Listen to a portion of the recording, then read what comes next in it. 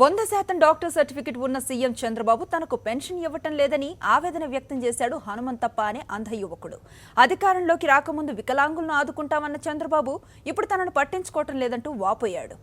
తమలాంటి వారి జీవితాలు బాగుపడాలంటే జగన్ సీఎం కావాలని ఆకాంక్షించాడు హనుమంతప్ప. నా పేరు హనుమంత అని. ನಾನು ఆలూరు మండలం ఆలూరు తాలూకు కర్నూలు జిల్లా బల్లూరు గ్రామం నుంచి వచ్చినాను. నాకు శాతం 100 వరకు 100% డాక్టర్ సర్టిఫికేట్ ఉన్నా కానీ పెన్షన్ ఇవ్వడం లేదు.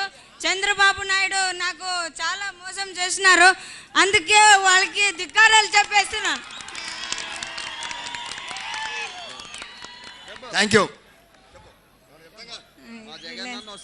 మా జగనన్న వస్తే అందరూ నాలాంటి వాళ్ళు బ్లైండ్లు మళ్ళా అందరి వికలాంగులకి రుణమాఫీ హౌస్లు పెన్షన్లు అన్నీ వస్తాయని నేను తెలియజేస్తున్నాను.